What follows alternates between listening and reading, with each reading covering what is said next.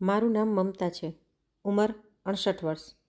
જીવનના આ પડાવ પર મેં વિચાર્યું હતું કે અત્યાર સુધી જેટલી પણ મુશ્કેલીઓ, જેટલી પણ કડવાહટ જોવાની હતી, બધી જોઈ લીધી છે. મારા પતિ હરીશને કેન્સરથી ખોયા પછી લાગ્યું કે આનાથી મોટું દુઃખ બીજું શું હશે, પણ હું ખોટી હતી. હરીશની ચિતાની રાખ હજી ઠંડી પણ નહોતી થઈ. ઘરમાં હજી પણ ફૂલોની મુરઝાયેલી માળા હતી. હર વખતે જ્યારે હું રસોડામાંથી નીકળતી, એ ફૂલોની સુગંધ મારા મનને વધારે ભારે કરી નાખતી. એ જ સમયે મારી વહુ કીર્તિ રસોડામાં આવી. તેની આંગળીઓના નખ પર લાલ કલરની નેલ પોલિશ લગાડેલી હતી અને તેનામાંથી મોંઘી ક્રીમની સુગંધ આવી રહી હતી. તેણે રસોડાના માર્બલના ઓટા ઉપર નખ પછાડીને અવાજ કર્યો. આ એ જ માર્બલ હતો જેના માટે હરીશે 3 વર્ષ સુધી રૂપિયા બચાવ્યા હતા. તેનો અવાજ એટલો જ ઠંડો હતો જેટલો શિયાળાની રાત. મમ્મીજી, હવે આ ઘર તમારા માટે ઘણું મોટું છે. તમે અમારા માટે બોજ બની ગયા છો. તમારે અહીંથી જવું પડશે. આ સાંભળીને મારા હાથ ધ્રુજી ગયા. મેં સ્ટીલના એક કપમાં ભરેલી ચા સાઈડમાં મૂકી દીધી. કપનો ટકરાવ માર્બલ ઉપર ગૂંજી ઉઠ્યો. શું કહ્યું તે? મેં ધીમા અવાજે પૂછ્યું. કીર્તિએ પોતાના વાળ હાથથી કાનની પાછળ કર્યા, હળવી સ્માઇલ આપી, પરંતુ તેની આંખોમાં જરાય લાગણી નહોતી. મેં અને જીતેશે વિચારી લીધું છે કે હવે તમારે કોઈ વૃદ્ધાશ્રમમાં રહેવું જોઈએ. ત્યાં તમારા જેવા તમારી ઉંમરના જ લોકો હશે. તમારી દેખભાળ સારી થશે. આ ઘરની સીડીઓ હવે તમારાથી નહીં ચડી શકાય. તેની વાતો મારા મનમાં તીરની જેમ ભોંકાણી. આ એ જ ઘર હતું જ્યાં મેં હરીશ સાથે 30 વર્ષ વિતાવ્યા હતા. જ્યાં મારા દીકરા જીતેશે પોતાના પહેલાં પગલાં માંડ્યા હતા. જ્યાંની દરેક દિવાલ, દરેક બારી, દરેક ખૂણો અમારી યાદોથી ભરાયેલો હતો. મનમાં તો થયું કે કહી દઉં કે આ એ જ સીડીઓ છે જેના પર જીતેશ નાનપણમાં પડ્યો હતો, રોયો હતો. આ એ જ સીડીઓ છે જેના પર અમારા લગ્ન પછી હું અને હરીશ હાથ પકડીને સાથે ચડ્યા હતા. આ એ જ સીડીઓ છે જેના ઉપર દરેક દિવાળીમાં મેં દીવા મૂક્યા હતા. પરંતુ એ ક્ષણે મારા મોઢામાંથી બસ એટલું જ નીકળ્યું, જીતેશ ક્યાં છે? કીર્તિએ મોઢું ફેરવી લીધું અને કહ્યું, ઓફિસમાં છે, એને બધી ખબર છે. તેણે કહ્યું કે તમે સમજી જશો. અમે વિચાર્યું કે જેટલું જલ્દી થઈ શકે એટલું સારું છે. મેં તો 1-2 આશ્રમ પણ જોઈ લીધા છે. એક આશ્રમ તો ખૂબ જ સારો છે. મંગળવારના દિવસે ત્યાં સત્સંગ પણ થાય છે. મેં તેની તરફ જોયું. તેના ચહેરા પર કોઈ પસ્તાવો નહોતો. મેં ધીરેથી કહ્યું, આ મારું ઘર છે. તે હસી અને બોલી, હતું તમારું ઘર, હવે નથી. સમય બદલી ગયો છે મમ્મીજી. આટલું કહીને તે બહાર નીકળી ગઈ. તેના સેન્ડલનો અવાજ આખા ઘરમાં ગૂંજ્યો. દરવાજો જોરથી બંધ થયો અને તેના પછી તેની ગાડીનો અવાજ આવ્યો. હું એકલી ઊભી રહી ગઈ. મારી આંખો ઘડિયાળ તરફ ગઈ. તે જૂની દાદાજીવાળી ઘડિયાળ, જેને દર રવિવારે હરીશ ચાવી ભરીને ચડાવતા હતા. તે સમયે ઘડિયાળમાં 3 વાગી રહ્યા હતા. તેના જોરદાર ટકોરાનો અવાજ આખા ઘરમાં ફેલાઈ ગયો, જાણે કોઈ ચેતવણી. મારા હાથ ધ્રુજી રહ્યા હતા. મેં બાજુમાં રાખેલી ઠંડી ચાનો કપ ઉપાડ્યો, જેના પર પાતળી તર વળી ગઈ હતી, જેમ તળાવ પર બરફ જામે છે. એ જ સમયે ફોનની રિંગ વાગી, સતત 3 વખત. મેં ફોન ઉપાડ્યો. શું હું મમતા સોલંકી સાથે વાત કરી રહી છું? અવાજ ખૂબ જ ઔપચારિક અને સાફ હતો. હા, બોલી રહી છું. હું રીચા શર્મા, પબ્લિક નેશનલ બેંકથી બોલી રહી છું. તમારા ઘરના દસ્તાવેજમાં કંઈક ગડબડ મળી છે. તમારે અમને તરત મળવું પડશે. મારા પગ નીચેની જમીન સરકી ગઈ. ગડબડ? કેવી ગડબડ? તેણે કહ્યું, આ વિશે આપણે રૂબરૂમાં ચર્ચા કરીશું. શું તમે કાલે સવારે 10 વાગે બેંક આવી શકશો? મેં ચારે બાજુ નજર ફેરવી. દરેક બાજુ હરીશની યાદો હતી. રસોડાની દિવાલ પર લાગેલી ટાઇલ્સો, જે તેમણે પોતે લગાડી હતી. બાલ્કનીમાં નાનકડું તુલસીનું કુંડું. ફ્રીજ પર લાગેલા પારિવારિક ફોટા. ગળામાં કંઈક અટક્યું, પરંતુ મેં હિંમત કરીને કહ્યું, હા, હું કાલે આવીશ. ફોન મૂકીને મેં બારીના કાચમાં પોતાનો આછો પ્રતિબિંબ જોયો. સામે જે સ્ત્રી ઊભી હતી તેને હું ઓળખી નહોતી શકતી. તેની આંખોમાં એક નવી ચમક હતી, ગુસ્સાથી વધારે ભૂખ જેવી. બહાર આકાશમાં કાળા વાદળો ઘેરાઈ રહ્યા હતા. હવામાં હળવી માટીની ગંધ હતી. લાગી રહ્યું હતું જાણે તોફાન આવવાનું છે. સવારનો સૂરજ વાદળો વચ્ચે છુપાયેલો હતો. રાત આખી વરસાદ થયો હતો અને જમીન પર દરેક જગ્યાએ ભીની માટીની સુગંધ ફેલાયેલી હતી. મેં હરીશની જૂની સાલ મારા ખભા પર નાખી. એ સાલ મેં પહેલી વખત 25 વર્ષ પહેલાં હરીશ માટે ખરીદી હતી. હવે તે નહોતા, પરંતુ તેમની સુગંધ હજી તેમાં વસેલી હતી. રસોડામાં જઈને મેં પોતાના માટે ચા બનાવી. કપ હજી એ જ સ્ટીલવાળો હતો, જે રોજ સવારે હરીશ મારી સામે રાખતા હતા. આજે તે કપ ઠંડો નહોતો, તેમાંથી વરાળ ઉઠી રહી હતી, પરંતુ મારા મનમાં હજી પણ ઠંડક જ હતી. જીતેશ હજી સુધી ઘરે નહોતો આવ્યો. પાછલી રાતે તે કીર્તિ સાથે ક્યાંક જતો રહ્યો હતો. દરવાજો મેં પોતે જ બંધ કર્યો હતો. ઘરમાં ફેલાયેલી નીરવ શાંતિ કાનોમાં ખૂંચી રહી હતી. મેં હરીશની જૂની ફિયાટ કાર નીકાળી. કેટલાય વર્ષોથી એ જ ચલાવી રહી છું. સીટ ઉપર બેસતા જ લાગ્યું જાણે હરીશ મારી સાથે જ છે. ગાડી ચાલુ થઈ તો મનમાં એક વિચિત્ર હિંમત આવી, જાણે આ ગાડી પણ કહી રહી હોય, મમતા, તું એકલી નથી. રસ્તા ભીના હતા. લોકો પોતપોતાના કામે જઈ રહ્યા હતા, પરંતુ મારી આંખોની સામે ફક્ત એક જ ચહેરો ફરી રહ્યો હતો, કીર્તિનો ચહેરો. જ્યારે તેણે કહ્યું હતું, આ ઘર હવે તમારું નથી, મારા હાથ સ્ટેરિંગ પર વધારે મજબૂત થઈ ગયા. બેંક પહોંચી તો ત્યાં ગાર્ડે સલામ કર્યો. મેં માથું હલાવીને જવાબ આપ્યો. અંદર પગ મૂકતા જ ઠંડી હવાની લહેર સ્પર્શી ગઈ, એવી કે ઠંડક અને કપડામાં રહેલ ભેજને લીધે મારા શરીરમાં ધ્રુજારી ફેલાઈ ગઈ. રિસેપ્શન પર બેઠેલી છોકરીએ પૂછ્યું, હા મેડમ, કોને મળવું છે? રીચા શર્માને. તેમણે મને બોલાવી છે.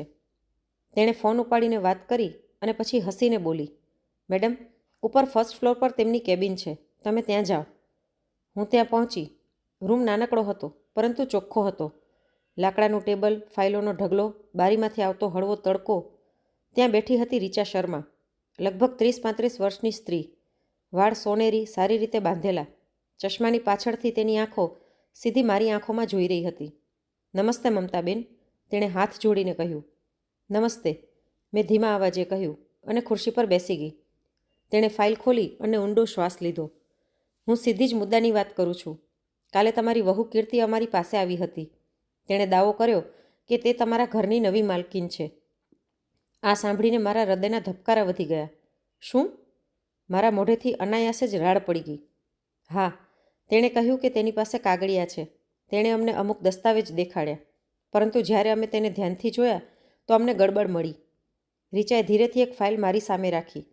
તેમાં તે કાગળિયાની ઝેરોક્ષ હતી. પહેલી નજરમાં બધું બરાબર લાગી રહ્યું હતું, નામ, એડ્રેસ બધું જ લખેલું. પરંતુ તેણે જ્યારે આંગળી રાખીને સમજાવ્યું તો મારા હોશ ઉડી ગયા. જુઓ મમતાબેન, આ જે નોટરીનો સિક્કો લાગેલો છે એ કંપની 2019માં બંધ થઈ ગઈ છે, અને આ તારીખ જે લખેલી છે એ અમારા રેકોર્ડથી મેચ નથી થતી. મેં તે કાગળ ધ્યાનથી જોયા. તેના ઉપર મારા પતિ હરીશના નામના હસ્તાક્ષર હતા, પરંતુ સાફ હતું કે તે હરીશનું લખાણ નહોતું. મારી આંખોમાં આંસુ આવી ગયા.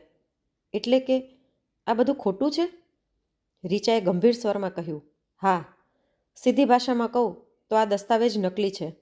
તમારી વહુ બેંક સાથે છેતરપિંડી કરવા આવી હતી. મેં ધ્રુજતા હાથેથી પૂછ્યું, તો હકીકત શું છે? આ ઘર કોના નામે છે? રીચાએ બીજી ફાઇલ ખોલી. તેમાં ઘણા બધા કાગળનો થપ્પો હતો, જૂના પરંતુ સાફ. મમતાબેન, અમારા રેકોર્ડ અનુસાર આ ઘર 1987થી તમારા નામ પર છે. તમારા પતિએ પહેલાં જ તમને આ ઘરના માલકીન બનાવી દીધા હતા. મારા શ્વાસ અટકી ગયા. શું? મારા નામ પર? હા. 37 વર્ષ પહેલાં તમારા પતિએ તમને સુરક્ષા દેવા માટે આ પગલું ઉપાડ્યું હતું, જેથી તેમની સાથે કંઈક થઈ જાય તો તમને કોઈ મુશ્કેલી ન પડે. મારા કાનમાં જાણે પડઘા ગુંજવા લાગ્યા. હરીશે મને જાણ કર્યા વગર આ બધું કરી નાખ્યું? આટલા વર્ષો સુધી મેં વિચાર્યું કે બધું જ તેમના નામ પર છે, અને હવે ખબર પડી કે ઘર મારું છે. રીચા ધીરેથી બોલી, મમતાબેન, હકીકત એ જ છે, આ ઘર તમારું છે. બીજું કોઈ દાવો ન કરી શકે. મેં તે દસ્તાવેજ પકડ્યા. તેના પર મારા નામનું જૂનું લખાણ હતું, મમતા સોલંકી 1960. મારા હાથ ધ્રુજી રહ્યા હતા. મને મારું જ લખાણ અજાણ્યું લાગી રહ્યું હતું. તે ક્ષણે મને લાગ્યું જાણે જમીન મારા નીચેથી સરકી રહી હોય, અને સાથે જ કોઈ મજબૂતીથી મને સંભાળી રહ્યું હોય. કીર્તિની તે સ્માઇલ યાદ આવી જ્યારે એણે કહ્યું હતું આ તમારું ઘર. હવે સમજાણું કે હકીકત શું છે. હરીશ, તેમણે મને કંઈ કહ્યું કેમ નહીં? કદાચ તેમણે વિચાર્યું હશે કે હું કારણ વગર ચિંતિત થઈ જઈશ, અથવા તો કદાચ તેમણે વિચાર્યું હશે કે જો મને ખબર પડી ગઈ તો લોકો મારો ફાયદો ઉપાડવાનો પ્રયત્ન કરશે. પરંતુ તેમણે એક વાત જરૂર સાબિત કરી દીધી. હું એકલી નહોતી. તેમણે ચૂપચાપ મને મજબૂત બનાવી દીધી હતી. રીચાએ મારી તરફ જોતાં કહ્યું, મમતાબેન, આ બાબત સાફ છે કે તમારી વહુએ છેતરપિંડીનો પ્રયત્ન કર્યો. જો તે ફરીથી આવું કરે તો સીધા પોલીસને બોલાવજો. આ વૃદ્ધ શોષણ અંતર્ગત આવે છે. મારી અંદર જાણે એક આગ લાગી ગઈ. કીર્તિ, તે વિચાર્યું કે હું ચૂપ રહીશ? મેં ગભરાયેલા અવાજે પૂછ્યું. રીચાબેન, તમે કહી રહ્યા છો કે ઘર મારું છે, પરંતુ કાલે તે ફરીવાર આવશે, તે અને જીતેશ બંને. ત્યારે શું થશે? રીચાએ મારી આંખોમાં જોઈને કહ્યું, ત્યારે તમારી પાસે પુરાવાઓ હશે, સાચા કાગળ અને હિંમત પણ. મેં એક ઊંડો શ્વાસ લીધો. બારીની બહાર આકાશમાં ફરીવાર વાદળ ઘેરવા લાગ્યા હતા. જાણે પ્રકૃતિ પણ કહી રહી હોય, તોફાન હજી બાકી છે. હું બેંકથી બહાર નીકળી તો વરસાદ ફરી શરૂ થઈ ગયો હતો. આકાશ આખું કાળું થઈ ગયું હતું અને હવામાન એક અજીબ ઘૂંટણ હતી. હાથમાં એ ફાઇલ હતી જેમાં મારા નામની હકીકત લખેલી હતી. એ જ હકીકત જે મારા પતિએ મને કહ્યા વગર 3 દશકથી પણ વધારે પહેલાંથી લખી નાખી હતી. ગાડીની સીટ ઉપર બેસતા જ મારી આંખમાંથી આંસુ વહી નીકળ્યા. પરંતુ તે આંસુ કમજોરીના નહોતા. તેમાં ગુસ્સો હતો અને એક નવી તાકાત પણ. ઘરે પાછા જતી વખતે બારીના કાચ પર પડતા વરસાદના છાંટા મને સતત યાદ અપાવી રહ્યા હતા કે હવે મારી જિંદગી બદલાવાની છે. જે ઘર હું સમજી રહી હતી કે મારાથી છીનવાઈ જશે, એ તો મારું જ હતું. દરેક દિવાલ, દરેક ઈંટ, દરેક સ્મૃતિ, બધું જ. જ્યારે ગાડી આંગણામાં પહોંચી તો જોયું કે દરવાજો અડધો ખુલ્લો હતો. મારું હૃદય જોરથી ધબક્યું. કદાચ તે બંને આવી ગયા હતા. અંદર પગ મૂક્યો તો બેઠક રૂમમાં કીર્તિનો ઊંચો અવાજ ગૂંજી રહ્યો હતો. મેં કહી દીધું છે, મમ્મીની સાથે સીધી વાત કરવી પડશે. આજે નિર્ણય ન લીધો તો બધું મુશ્કેલ થઈ જશે. તેની સામે જીતેશ ઊભો હતો, ભીંજાયેલો, ચહેરો થાકેલો અને આંખો નીચી નમેલી. મેં દરવાજો બંધ કર્યો અને સીધી રૂમમાં જતી રહી. બંને મને જોઈને શૂન્ય રહી ગયા. કીર્તિના હોઠ ઉપર એ જ નકલી મુસ્કાન હતી, પરંતુ તેની આંખોમાં બેચેની સાફ દેખાઈ રહી હતી. તેણે હસીને કહ્યું, અરે મમ્મીજી, તમે આવી ગયા? બેંકનું કામ કેવું રહ્યું? એ લોકોએ તો તમને સમજાવી જ દીધું હશે કે તમારે હવે આરામ કરવો જોઈએ અને આ ઘર અમારા માટે છોડી દેવું જોઈએ. મેં ફાઇલ ટેબલ પર રાખી દીધી અને આંખ ઝપક્યા વગર તેની તરફ જોયું. બેંકવાળાઓએ મને ઘણું બધું જણાવ્યું કીર્તિ. તેમણે જણાવ્યું કે આ ઘર કોનું છે. જાણો છો કોનું છે? મારા અવાજમાં એ દ્રઢતા હતી જે મને પણ અજાણી લાગી. જીતેશે ધીરેથી કહ્યું, શું મતલબ છે મમ્મી? પપ્પાના નામે જ તો છે ને? મેં ફાઇલ ખોલી અને અસલી દસ્તાવેજ ટેબલ પર રાખી દીધા. જૂના પીળા પડી ગયેલા કાગળ, જેના ઉપર મારું પોતાનું લખાણ હતું. આ ઘર 1987થી મારા નામ પર છે. તારા પપ્પાએ આ બધું આટલા વર્ષો પહેલાં જ નક્કી કરી નાખ્યું હતું. તમે બંને જે પણ વિચારી રહ્યા હતા, બધું ખોટું નીકળ્યું. કીર્તિનો ચહેરો આ સાંભળતા જ પીળો પડી ગયો. તેણે દસ્તાવેજ ઉપાડીને વાંચવાનો પ્રયત્ન કર્યો, પરંતુ મારા હાથે તેને હજી વધારે મજબૂતીથી દબાવી દીધા. અડતી નહીં આ કાગળિયાને. આ કાગળની અસલિયત તારા કપટથી ક્યાંય વધારે ભારી છે. જીતેશ સ્તબ્ધ ઊભો રહ્યો. તેની આંખોમાં મૂંઝવણ અને અપરાધબોધ સાફ હતો. પણ પપ્પાએ ક્યારે જણાવ્યું જ નહીં. તેમણે હંમેશા કહ્યું હતું કે પછી ઘર મારા ભાગમાં આવશે. મેં કહ્યું, તેમણે જણાવ્યું નહીં કેમ કે તેઓ જાણતા હતા કે ક્યારેક એવો દિવસ આવશે જ્યારે કોઈ મને ભટકાવી નાખશે. તેમણે મને ચૂપચાપ મજબૂત બનાવી દીધી હતી. કીર્તિએ અચાનક ઊંચા અવાજે કહ્યું, આ બધું ખોટું છે. આ બધા કાગળ નકલી છે. સાચા કાગળ તો મારી પાસે છે. તેનો અવાજ કંપી રહ્યો હતો, પરંતુ તે પોતાની આ ખોટી વાત પર અડગ રહેવા માગતી હતી. મેં સીધું તેની આંખોમાં જોઈને કહ્યું, બેંકના અધિકારીઓએ કાલે તારા લાવેલા કાગળ જોયા હતા. તેમણે કહ્યું કે એ કાગળ નકલી છે. ખોટી મહોર, ખોટી તારીખો, બધું જ ખોટું. તને લાગે છે હું હવે ચૂપ બેસી જઈશ? રૂમમાં એકદમ શાંતિ છવાઈ ગઈ. ફક્ત દાદાવાળી ઘડિયાળની ટીક ટીક ગુંજી રહી હતી. તેનો દરેક અવાજ જાણે મને હજી વધારે મજબૂત બનાવી રહ્યો હતો. કીર્તિ ધીરેથી પાછળ હટી ગઈ અને જીતેશ તરફ જોયું. કંઈક બોલો જીતેશ, કહો ને કે આ બધું બકવાસ છે. જીતેશે તેની તરફ જોયું, પછી મારી તરફ. તેના હોઠ ફફડ્યા, પરંતુ અવાજ નીકળ્યો નહીં. આખરે તેણે ધીમા અવાજે કહ્યું, મમ્મી, શું આ સાચું છે? ઘર તમારા નામ પર છે? મેં તેની આંખોમાં જોઈને કહ્યું, હા બેટા, આ જ સાચું છે અને આ જ સત્ય રહેશે. હવે આ તારી ઉપર છે કે તું પોતાની માનો સાથ આપે છે કે તારી પત્નીનો.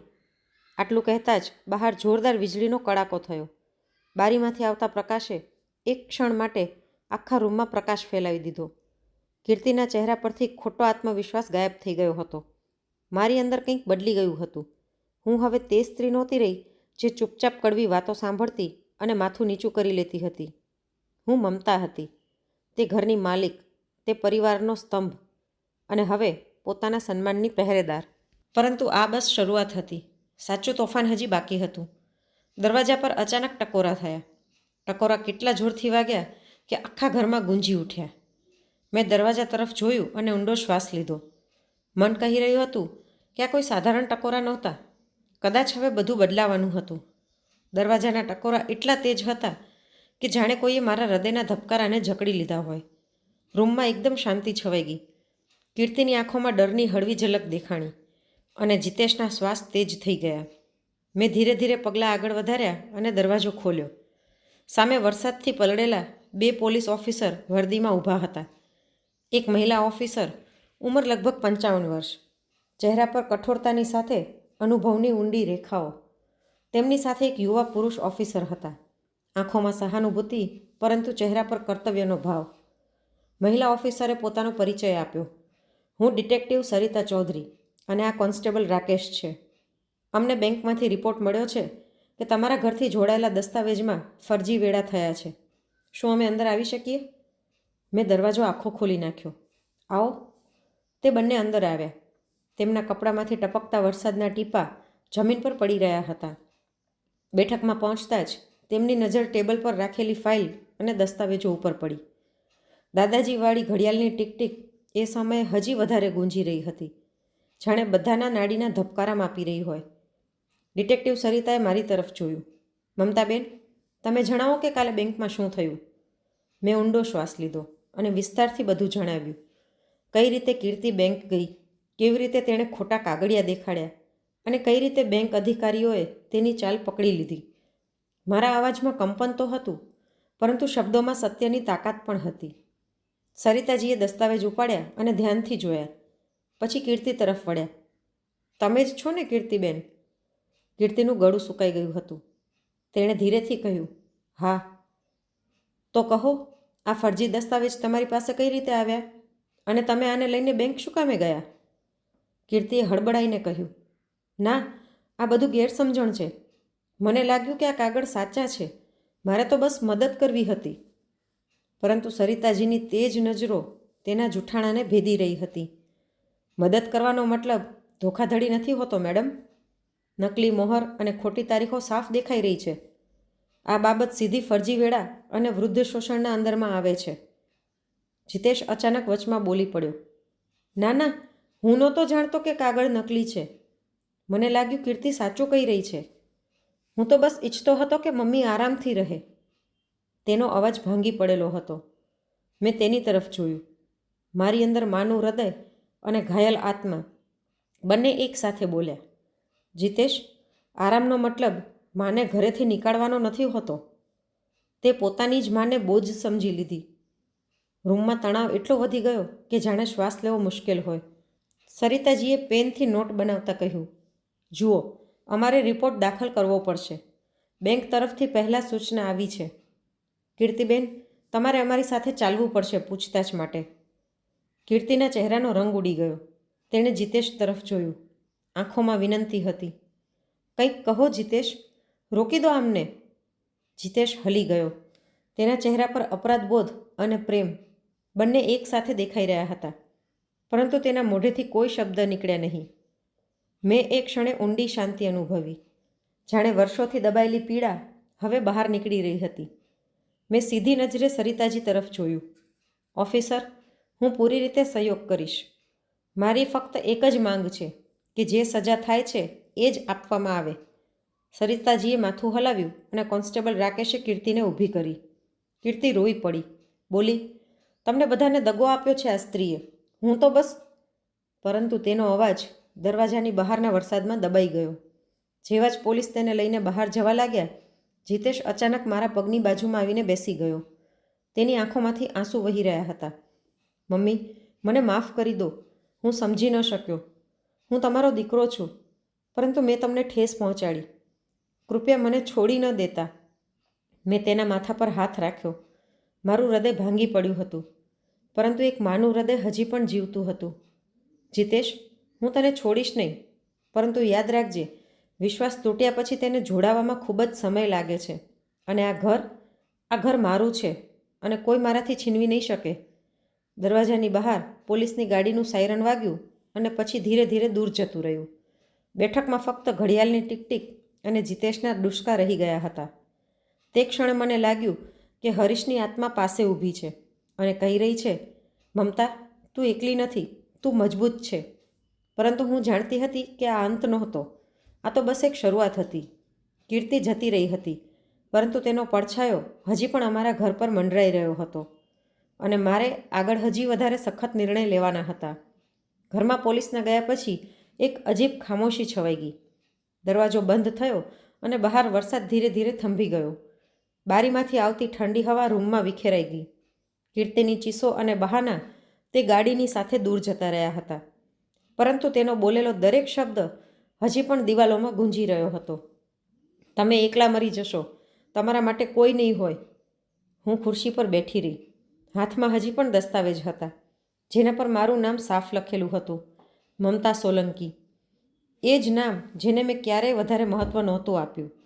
હું હંમેશા કોઈકની દીકરી, કોઈકની પત્ની, કોઈકની મા બનીને જીવતી રહી, પરંતુ આજે મને અહેસાસ થઈ રહ્યો હતો કે હું પોતે પણ કોઈક છું. જીતેશ ચૂપચાપ જમીન પર બેઠો હતો. તેનું માથું નમેલું હતું અને ચહેરા પર અપરાધ બોધની પડછાઈ હતી. તેના આંસુ મારા હૃદયને ચીરી રહ્યા હતા. હું જાણતી હતી કે તે પૂરી રીતે દોષી નથી, પરંતુ તેણે આંખ બંધ કરીને પોતાની પત્ની પર વિશ્વાસ કર્યો અને માને બોધ સમજી લીધી.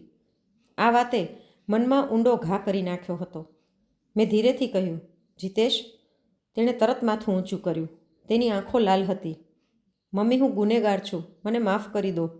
હું વિચારી પણ નથી શકતો કે મેં તમારી સાથે આ બધું કરવાનો પ્રયત્ન કર્યો. હું કીર્તિની વાતોમાં ફસાઈ ગયો, પરંતુ હું તમને ક્યારેય છોડવા નહોતો માગતો. બસ મને સમજાણું જ નહીં. મેં તેનો ચહેરો ધ્યાનથી જોયો. એ જ ચહેરો જેમાં મને ક્યારેક મારા પતિ હરીશની ઝલક મળતી હતી. તે જ આંખો જે નાનપણમાં મારી સામે ચમકતી હતી જ્યારે તે મને મમ્મી કહીને ગળે લગાવતો હતો. પરંતુ હવે એ આંખોમાં થાકોડો, પસ્તાવો અને શરમ હતી. મેં ઊંડો શ્વાસ લીધો અને કહ્યું, જીતેશ, મા અને દીકરાનો સંબંધ ફક્ત લોહીનો નહીં, તે વિશ્વાસનો પણ હોય છે. તે એ વિશ્વાસ તોડી નાખ્યો છે. તેની આંખોમાંથી આંસુ ટપકતા રહ્યા. હું ફરીવાર તે વિશ્વાસ કમાઈ લઈશ મમ્મી. તમને વિશ્વાસ અપાવડાવીશ. હું બદલી જઈશ. એક ક્ષણે મારા મનમાં એક સંઘર્ષ થયો. એક તરફ માનું મન તેને ગળે લગાડીને માફ કરવા માગતું હતું. બીજી બાજુ મારું આત્મસન્માન મને રોકી રહ્યું હતું. હરીશનો અવાજ જાણે કાનોમાં પડ્યો, મમતા, તું મજબૂત છે. પોતાની તાકાતને ઓછી ન કર. હું ઊભી થઈ અને બેઠકના ખૂણામાં રાખેલા જૂના ટેબલ તરફ આગળ વધી. આ એ જ ટેબલ હતું જેના પર હરીશ વર્ષો સુધી બેસીને કાગળિયા જોતા હતા. તેમણે મને ક્યારેય બેસવા દીધી નહીં. હંમેશા કહેતા હતા, આ બધું હું જોઈ લઈશ, તું બસ ઘરની ચિંતા કર. આજે પહેલી વખત મેં તેનું ડ્રોવર ખોલ્યું. ઉપર અમુક બેંકની રસીદો હતી.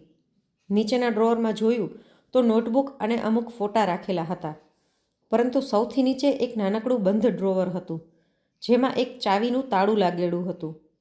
મેં ચારે તરફ જોયું અને અચાનક હરીશનો એક જૂનો ફોટો ઉપાડ્યો. પાછળથી હળવો અવાજ આવ્યો, કંઈક ખખડવા જેવો. ફોટાની પાછળ એક નાનકડી ચાવી ચોંટેલી હતી. મારા હાથ કંપી ગયા. એ જ ચાવી તાળામાં લગાડી અને ધીરેથી ફેરવી જોઈ. ડ્રોવર ખુલતા જ એક જૂનું કવર સામે આવ્યું. તેના પર મારું નામ લખેલું હતું, મારી મમતા માટે. મારું હૃદય જોર જોરથી ધબકવા લાગ્યું. આંખો ધૂંધળી થઈ ગઈ. મેં કવર ખોલ્યું. અંદર ઘણા બધા પન્ના હતા, હરીશના લખાણમાં. મેં પહેલું પન્નું ખોલ્યું અને વાંચવાનું શરૂ કર્યું. મારી મમતા, જો તું આ ચિઠ્ઠી વાંચી રહી છે તો એનો મતલબ છે કે હું હવે તારી પાસે નથી અને તે એ હકીકત જાણી લીધી છે જે મેં આટલા વર્ષો સુધી છુપાવીને રાખી હતી. આ ઘર, આપણું ઘર તારા નામે છે. 1987થી જ, જ્યારે જીતેશ પેદા થયો હતો. ત્યારે મેં બધું બદલી નાખ્યું હતું. હું ઈચ્છતો હતો કે ભલે ગમે તે થઈ જાય, તારું માથું ક્યારે પણ નીચું નમે નહીં. તારી પાસે હંમેશા એક છત રહે. મેં તને ક્યારે પણ કહ્યું નહીં, કેમ કે મને ડર હતો કે ક્યાંક આ ભાર તને પરેશાન ના કરી દે, અને મને ડર હતો કે ક્યાંક કોઈક તારો ફાયદો ના ઉપાડી લે. પરંતુ હવે જ્યારે હું નથી રહ્યો, તારે બધું જાણવું પડશે. તું વિચારતી હોઈશ કે તું કમજોર છે, પરંતુ મમતા, તું જેટલી મજબૂત છે એટલી તે ક્યારેય પોતાને નથી જાણી. તું મારી તાકાત રહી છે. હવે તું પોતાની તાકાત પોતે બનજે. જો કદાચ ક્યારેક જીતેશ અથવા તો બીજું કોઈ તારી પાસેથી આ ઘર છીનવાનો પ્રયત્ન કરે, તો આ વાંચી લેજે અને યાદ કરજે, તને મજબૂત સમજીને આ જવાબદારી આપી હતી. તું એકલી નથી. તું આખી દુનિયાનો સામનો કરી શકે છે. હંમેશા તારો, હરીશ. વાંચતા વાંચતા મારી આંખોમાંથી આંસુ વહેવા લાગ્યા, પરંતુ આંસુઓમાં દુઃખ ઓછું અને ગર્વ વધારે હતો. હરીશે મને ફક્ત ઘર જ નહોતું આપ્યું, તેણે મને પોતાના વિશ્વાસની સૌથી મોટી ભેટ આપી હતી.